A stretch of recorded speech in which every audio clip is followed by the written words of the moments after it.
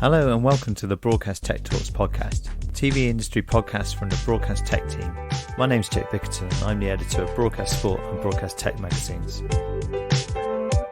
Today's episode of the Broadcast Tech Talks podcast is with CEO of Grabyo, Gareth Capon. Is it Capon or Capon? It is Capon. Thank you, Jake. Wow, got it right. Thanks for doing this, Gareth. It's been nice to chat through all of the Grabyo products. Could you tell us a little bit about the company, when you set up and the kind of aspirations you had at the time?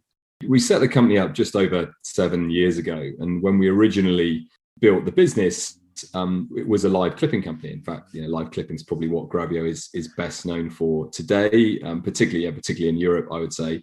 And the thesis at the time was there was this huge growth or emerging growth in social video, Twitter, Facebook, becoming platforms for video distribution and consumption, which had never really happened before. And the demand on those platforms then, and it's not that dissimilar today, was for short form video content delivered in real time. So people wanted access to highlights of sport, news, entertainment, what was happening around events, and they wanted it immediately because conversations were happening in real time. So we built a platform to allow people that own content, broadcasters, sports federations, teams, leagues, news broadcasters, events companies, music, whoever it may be, to be able to deliver that content in real time in high quality to their audience, their fan base, and generate all this viral distribution and new revenues and around sponsorship or advertising tune-in with regards to that distribution. And that was the core of the business for a number of years. But our thesis or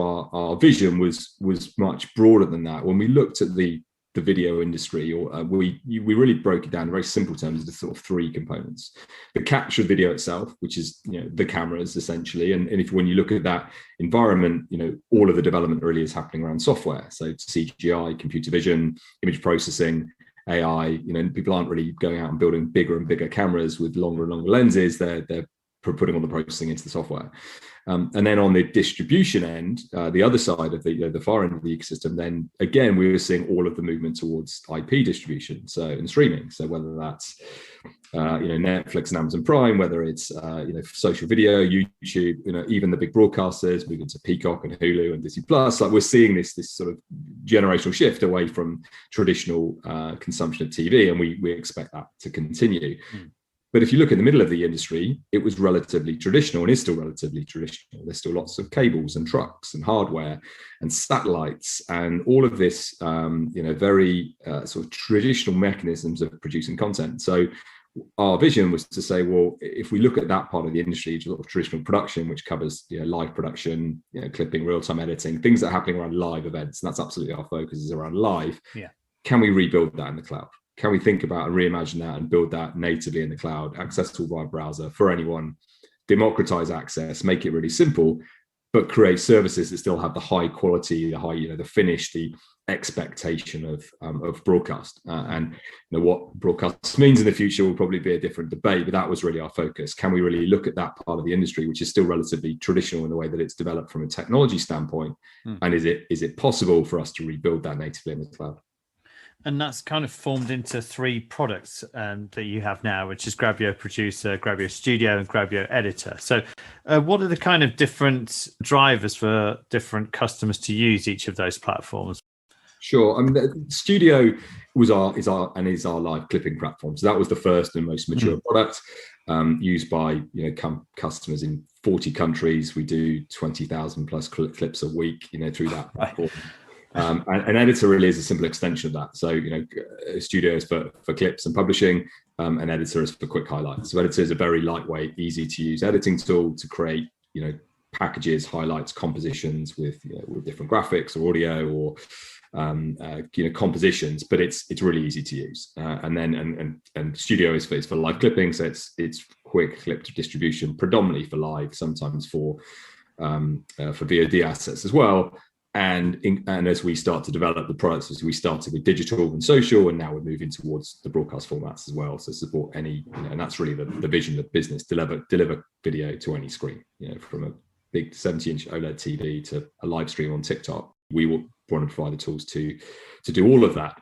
Now, Producer is slightly different. Producer is the live production platform. That's a product that we first launched to the market about 2 years ago, and that has had a huge amount of investment, both in terms of technology, people, and money over the course of the last 2 years, and continues to do so. And that is our sort of next generation product when we think about production. We are looking at the components of a control room or a truck and starting to see how many of those we can rebuild natively in the cloud. And we now have a control room product, an audio mixer, a multi-viewer, the ability to do multi-platform distribution, to bring in graphics, to integrate third-party tools. So that product we have a contribution app called Grabyo Guest, where you can invite participants to join a show or do commentary remotely. So it's really looking at all of the structures that you'd see in a traditional gallery or control room and rebuilding those in the browser. So it's not easy. That's probably the most technologically challenging product that we're going after. But we believe in the trend. We believe that the trend is that increasingly these services are going to move to the cloud. They're going to move from capex to opex. People want to scale services on demand and pay for what they use, and that's the ethos of what we're building at Grabyo. So with Grabyo Producer, do you see that potentially being a replacement for even top tier sports to be able to use something like that, or is it at the moment aimed at a slightly lower level?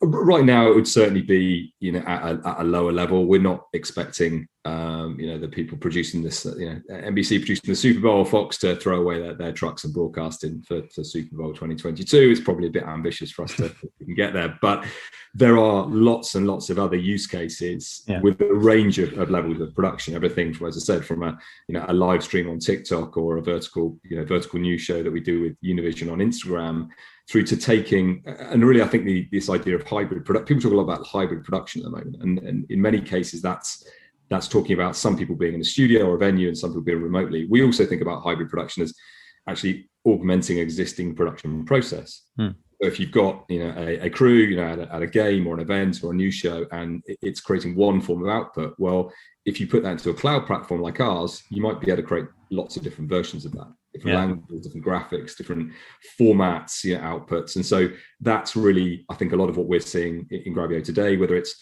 exclusively digital shows like we do with UFC or MotoGP, where they're actually creating shows, in the cloud specifically for a digital and social audience entirely in Grabyo, or you're bringing in a production, maybe a feed or a set of content which has been created in a more traditional way. We're using a variety of tools and technologies and infrastructure, but then bringing that to the cloud to do different things with it, whether that's creating a new format, whether it's scaling the production, whether it's doing different graphics, whether it's adding a different commentary language, and actually doing that in the cloud rather than to rebuild or replicate infrastructure is really cost effective, both in terms of what it takes to be able to deliver the service, where people can deliver it from, and of course the fact that you can scale it by the minute. You can build these services up for a few hours and then scale them down again, and that's very different to a traditional infrastructure investment. It's a really interesting model, isn't it? Using this as a supplementary tool in addition to the kind of more traditional ways of doing the vision mixing and the audio mixing and stuff, and then actually having this as a separate component that gives you the flexibility to create more output.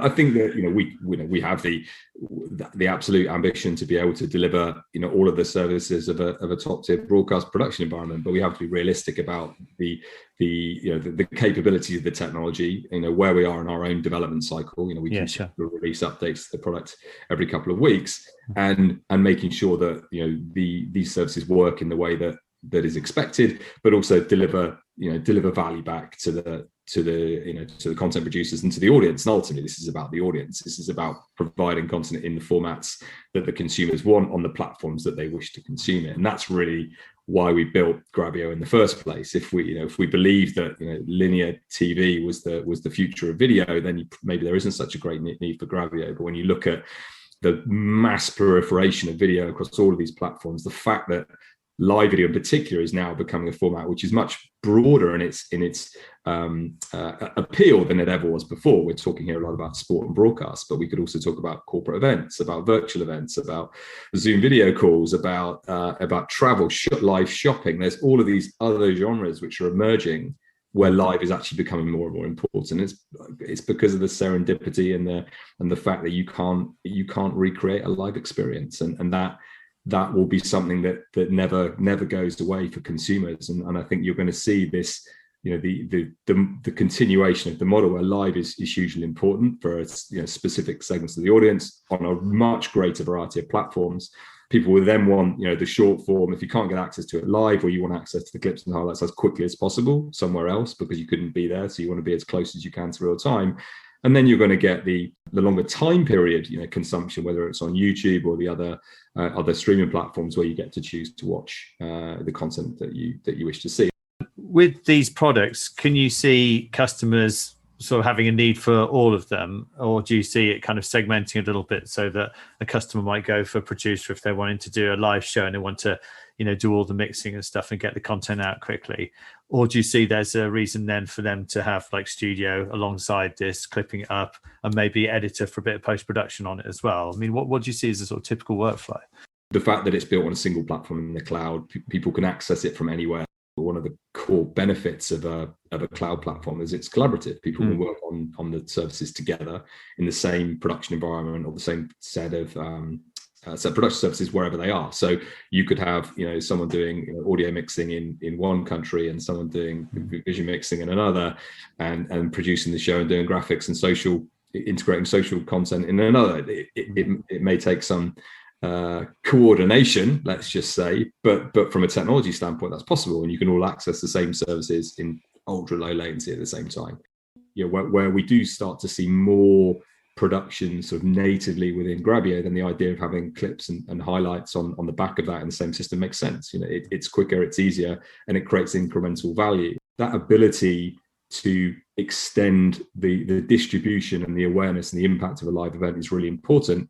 And the timeliness does matter. If you are interested in what's happening around a specific event, whether that's sports or music or a conference, the reality is the conversation is going to happen about that event when it's live, not afterwards. And so if you can make sure that your live production, your highlights, your clips are available at that time, then you'll see an incremental benefit. You only have to look at Twitter's numbers. They talk about 67% more video watched on Twitter when an event is live, i.e. that people they may not be watching the NFL or the Champions League, but they're aware it's happening, the conversation's happening. And so when that content is available, it generates much more interest in the video. And I think that talks to the fact that the time period of live events is very important.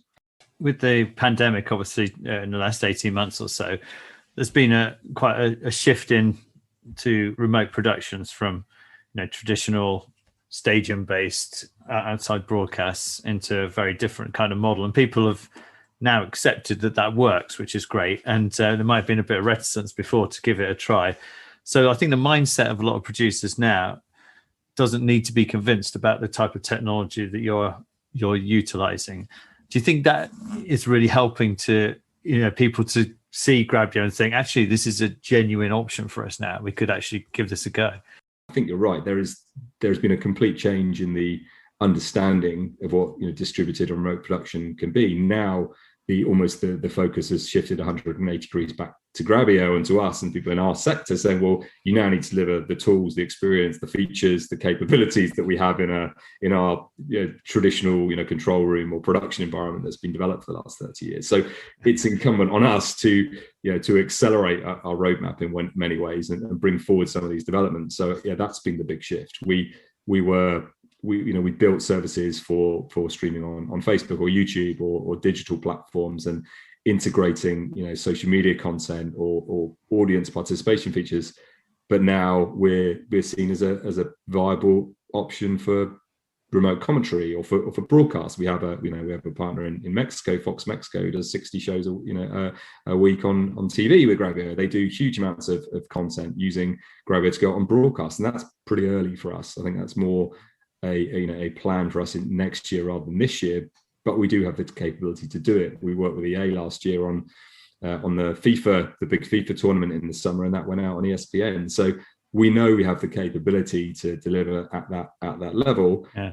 Now it's about building out the tools and the features and the workflows to make that to give the comfort ultimately to the people who are involved in these productions, and that we know that it's not going to be a one sort of step change. It's going to be a series of gradual, evolutions. This market's going to evolve. Certain services will move to the cloud, then certain other pieces, as we say, will sit alongside traditional productions, and it will start to extend the scope and the availability of content. And that's really what we see. And I think if we can build tools that are high enough, professional quality, if you will, but we can make them as elegant and as easy to use as the rest of our platform, we should really increase the amount of content that's out there. And that is really the aim. Is there any other examples you want to provide of either in sport or in other areas of production where someone's chosen, say, Grabyo Producer and used it for their entire production workflow for something, just so that listeners can get a really full flavour of exactly what you could do with that product? Sure. I think some of the work that we did with UFC in the US is quite interesting. So they wanted to create a series of new shows, sort of pre and post fight, and they just didn't have the sort of production capacity to be able to do that or to do it live. So by using Grabyo, they could bring in feeds from mobile phones, from people sort of roaming around the event or the venue with live packs or sort of remote broadcasting packs. Bring the feeds back into Grabyo, combine it with some B-roll and some footage from other fights, and then recreating. Actually work with Singular Live to recreate their broadcast graphics, which could then be sort of compiled in the show. So they created a format which looked very similar to their traditional broadcast output, but it was done entirely using a set of laptops and a couple of people and some people roaming around the event with phones or remote cameras. It was really easy, lightweight, simple, much lower cost. But the output of the show looked really good and so it had the quality that you'd expect from UFC. And I think when we've done lots of those things with many other MotoGP and many other partners, where we're starting to say, look, this doesn't, just because it's digital or just because it's in the cloud, it doesn't have to look like a Zoom call. You can make it look much, much higher quality. And actually, we're bringing in feeds at 50 to 100 megabytes a second now. This is broadcast or mezzanine type formats into the platform. So that's, I suppose, been the change. What's the kind of team size at Grabyo, and where are you based as well? We are now about 80, nearly 85 people. Right. About half the business is in London, or just more than half the business is in London. We then have teams in the US, in Singapore, and then some people in other markets, Australia, Argentina, Spain, and even in India now. So the core of the business was launched in the UK, but we have offices now in Singapore and LA and New York, and people dotted in other markets too. So it really has changed over the last 2 or 3 years. Very quickly. Is there anything else you'd like to add, Gareth? It's been great to get this overview of Grabyo and to really understand, what you're all about. We're excited about the market. People talk a lot about the pandemic accelerating things, and I think that's right. But it is an acceleration of trends that were there already. I think what we're most excited about is what this has meant in terms of live video, and really creating a space and understanding that how important and how widespread live can be, and therefore providing the tools and the technologies to help people do more of that and do it at really high professional quality, I think is a great opportunity for us. And we get to work on some really fun projects. If we can help bring more content at better quality to more people, then I think we've done our job. If you enjoyed this podcast, please subscribe and rate us. I'll see you next time for the next episode of the Broadcast Tech Talk series.